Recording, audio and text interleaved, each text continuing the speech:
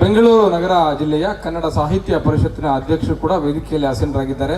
ಕಾರ್ಯಕ್ರಮವನ್ನು ಉದ್ದೇಶಿಸಿ ಅವರು ಮಾತನ್ನು ಆಡಬೇಕು ಅಂತ ಕೇಳ್ಕೊಳ್ತೀನಿ ಸರ್.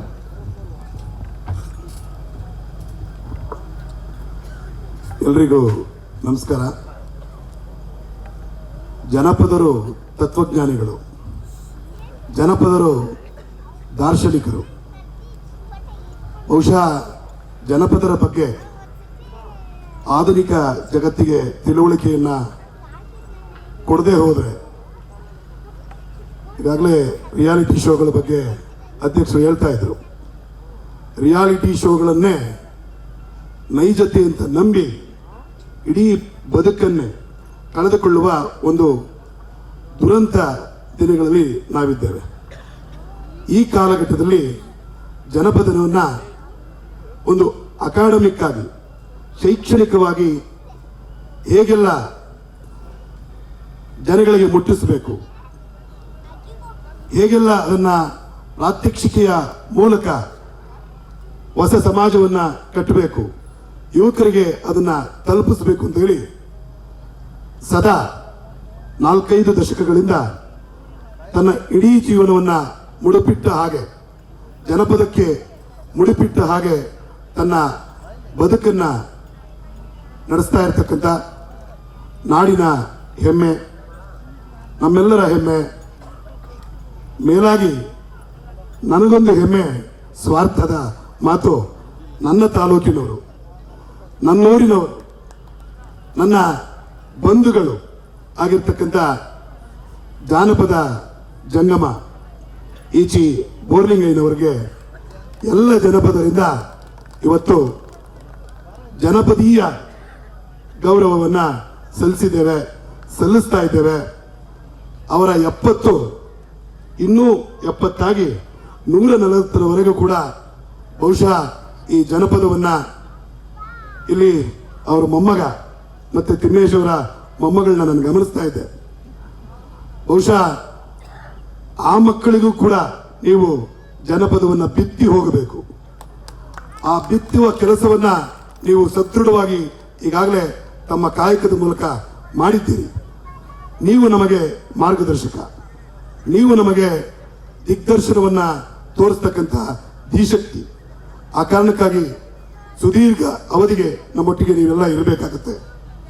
ಆ ಕಾರಣಕ್ಕಾಗಿ ಯಾರೋ ಹೇಳ್ತಾ ಇದ್ರು, ಬೊಳಳ್ಳಿ ಶಿವಪ್ರಸಾದ್ ಸರ್ ಅವರೇ, ರಾತ್ರಿ 1 ಗಂಟೆಗೆ ಜೊತೆಲಿದ್ವಿ, ಬೆಳಗಿನ ಜಾವ ಎದ್ದು ಮತ್ತೆ ಇಲ್ಲಿಗೆ ಬಂದ್ವಿ ಅಂತ. ನಾವು ನಿಜಕ್ಕೂ ನಾವೆಲ್ಲರೂ ಇಲ್ಲಿ ಸೇರಿರ್ತಕ್ಕಂಥದ್ದು ಈಚಿ ಬೋರ್ಲಿಂಗಯ್ಯನವರ ವಿದ್ವತ್ತು ಮತ್ತು ವ್ಯಕ್ತಿತ್ವ ಎರಡನ್ನೂ ನೋಡಿ ನಾವಿಲ್ಲಿ ಸೇರಿದ್ದೇವೆ. ದೂರದ ಬೆಂಗಳೂರಿನೆಲ್ಲ ನಮಗಿದು, ದೂರದ ಬಾಂಬೆಯಲ್ಲಿದ್ದರು, ದೂರದ ದೆಹಲಿಯಲ್ಲಿದ್ದರು.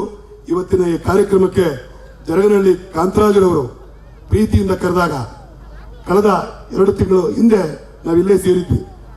1 ತಿಂಗಳಿಂದ ಮತ್ತೊಂದು ಇದೇ ರೀತಿಯ ಜಾನಪದ ಕಾರ್ಯಕ್ರಮಕ್ಕೆ. ಆದರೆ ಮತ್ತೆ ಇದೇ ವೇದಿಕೆಗೆ, ಇದೇ ಜಾಗಕ್ಕೆ ನಮ್ಮನ್ನು ಕರೆದಾಗ ಎಲ್ಲೋ ಒಂದು ಕಡೆ ನಾನು ಸ್ವಲ್ಪ ಇದರಿಂದ ತಪ್ಪಿಸ್ಕೊಳ್ಳೋಣ ಅಂತ ನಾನಾದರೂ ಮನಸ್ಸಲ್ಲೇ ಅಂದ್ಕೊಳ್ತಾ ಇದ್ದೆ. ಆದರೆ ಕೊನೆಗೆ ಅವರು ಹೇಳಿದ ಹೆಸರು ಈಚಿ ಬೋರ್ಲಿಂಗಯ್ಯ. ಆಗ ಖಂಡಿತವಾಗ್ಲೂ ಇದಕ್ಕೆ ತಪ್ಪಿಸ್ಕೊಂಡ್ರೆ ನಮಗೆ ಎಲ್ಲೋ ಒಂದು ರೀತಿ ಅಪರಾಧಿ ಪ್ರಜ್ಞೆ ಕಾಡುತ್ತೆ. ನಮ್ಮ ಹಿರಿಯರನ್ನ, ನಮ್ಮ ಮಾರ್ಗದರ್ಶಕರನ್ನ ಗೌರವಿಸಲಿಕ್ಕೆ ಇದೊಂದು ಸುಸಂದರ್ಭ. ಅವರಿಗೆ ನಾವೇನನ್ನೂ ಕೊಡಲಿಕ್ಕೆ ಸಾಧ್ಯ ಇಲ್ಲ. ಆದರೆ ಅವರನ್ನ ಭೇಟಿಯಾಗಿ, ಮುಖಾಮುಖಿಯಾಗಿ ಒಂದು ಹಸ್ತಲಾಘವ ಮಾಡಿ ಅವರಿಗೆ ಶುಭಾಶಯ ಕೋರಿದ್ರೆ ಅವರೊಳಗಡೆ ಇನ್ನೊಂದಷ್ಟು ಚೇತೋಹಾರಿಕೆ ಉದ್ದೀಪನಗೊಂಡು ಅವರು ಮತ್ತಷ್ಟು ಕೆಲಸಗಳನ್ನ ಮಾಡ್ತಾರೆ ಎನ್ನುವ ಒಂದು ಸದಾಶಯ ನಮ್ಮೊಳಗಿರೋದ್ರಿಂದ ನಾವು ಇವತ್ತು ಎಲ್ಲರೂ ಸೇರಿದ್ದೇವೆ. ಎಲ್ಲ ಕಲಾವಿದರು ಅವರೇ ಕ್ಷೇತ್ರ ಕಾರ್ಯ ಮಾಡಿ ಗುರುತಿಸಿ ಅವರ ಬದುಕನ್ನು, ಅವರ ಬವಣೆಗಳನ್ನು, ಅವರ ಕಲೆಯನ್ನು ಜಗತ್ತಿಗೆ ಅನಾವರಣ ಮಾಡಿದ್ದಾರೆ. ಅವರೆಲ್ಲರ ಪ್ರತಿನಿಧಿಗಳಾಗಿ ಈ ತಲೆಮಾರಿನ ಯುವ ಸಮುದಾಯದವರು ಬಂದು ಆ ಪ್ರದರ್ಶನ ಕಲೆಗಳನ್ನು ಅವ್ರ ಮುಂದೆ ಪ್ರಸ್ತುತಪಡಿಸಿದಾಗ ಬಹುಶಃ ಅವರ ಜೀವನ ಅಥವಾ ಅವರ ಒಳಗಿನ ಅಂತಃಸತ್ವ, ಅಂತಃಶಕ್ತಿ ಮತ್ತಷ್ಟು ಚೇತೋಹಾರಿಕೆಯನ್ನು ಕಂಡಿದೆ ಅಂತ ನಾನಾದರೂ ಭಾವಿಸ್ತೇನೆ. ಈ ಹಿನ್ನೆಲೆ ಒಳಗಡೆ ಜಾನಪದ ಲೋಕದಲ್ಲಿ ಕರ್ನಾಟಕ ಜಾನಪದ ಪರಿಷತ್ತಿನ ಕಾರ್ಯಾಧ್ಯಕ್ಷರಾಗಿ ಜನಪದವನ್ನು ಈ ನಾಡಿನ ಜನತೆಗೆ ಅವ್ರು ಕೊಡುವ ಅಂಕಿಅಂಶಗಳನ್ನ ಕೇಳ್ತಾ ಇದ್ರೆ ಎಲ್ಲೋ ಒಂದ್ ಕಡೆ ನಾವು ಎಷ್ಟು ಬೇಜವಾಬ್ದಾರಿಯಿಂದ ವರ್ತಿಸ್ತಾ ಇದ್ದೇವೆ, ನಮ್ಮ ಜವಾಬ್ದಾರಿ ಎಷ್ಟೆಲ್ಲ ಇದೆ ಅನ್ನೋದನ್ನ ನಾವು ಮನಗಾಣಬೇಕಾಗತ್ತೆ. ಜಾನಪದ ಗೀತಗಾಯನ ಹೊಸ ಸಾಧ್ಯತೆಗಳು ಅನ್ನುವ ವಿಚಾರ ಸಂಕಿರಣವನ್ನ ನಮ್ಮ ಬೆಂಗಳೂರು ನಗರ ಜಿಲ್ಲಾ ಕನ್ನಡ ಸಾಹಿತ್ಯ ಪರಿಷತ್ ವತಿಯಿಂದ ನಾನು ಆಯ್ಕೆಯಾದ ನಂತರದ ಮೊದಲ ಕಾರ್ಯಕ್ರಮವನ್ನ ನಾವು ಮಾಡಿದ್ವಿ ಜಾನಪದ ಅಕಾಡೆಮಿಯ ಸಹಯೋಗದೊಂದಿಗೆ. ಅಂದ್ರೆ ಅದಕ್ಕೆಲ್ಲ ಮೂಲ ಕಾರಣ, ಪ್ರೇರಣೆ, ಸ್ಫೂರ್ತಿ ನಿಮ್ಮಂತಹ ವ್ಯಕ್ತಿತ್ವ ಮತ್ತು ವಿದ್ವತ್ತಿರ್ತಕ್ಕಂಥ ದಾರ್ಶನಿಕರು ಅಂತ ನಾನು ಅಂದ್ಕೊಳ್ತೇನೆ. ನಿಮಗೆ 70, 100 100ರ ನಂತರವೂ ಕೂಡ ನಾವು ನೀವೆಲ್ಲ ಹೀಗೇನೆ ಜನಪದ ಸಂಭ್ರಮದಲ್ಲೇ ಸಮ್ಮಿಲನ ಆಗೋಣ ಅಂತಕ್ಕಂಥ ಮಾತುಗಳನ್ನ ಹೇಳ್ತಾ ಮತ್ತೊಮ್ಮೆ ಮಗದೊಮ್ಮೆ ಜನಪದ ಸಿರಿ ಕನ್ನಡ ಯೂಟ್ಯೂಬ್ ವಾಹಿನಿಯ ಮೂಲಕ ಈ ಕಾರ್ಯಕ್ರಮ ನಡೀತಾ ಇರುವ ಈ ಸಂದರ್ಭದಲ್ಲಿ ಎಲ್ಲ ಜನಪದರ ಪರವಾಗಿ ನಾನು ಹೃತ್ಪೂರ್ವಕವಾದಂತಹ ಶುಭಾಶಯಗಳನ್ನ ಸಲ್ಲಿಸ್ತಾ ನನ್ನ ಮಾತುಗಳಿಗೆ ವಿರಾಮ ಕೊಡ್ತೇನೆ. ನಮಸ್ಕಾರ. ತಮ್ಮ ಪ್ರೀತಿಯ ಮಾತುಗಳಿಗೆ ಧನ್ಯವಾದಗಳು ಸರ್. ಧನ್ಯವಾದಗಳು ಸರ್.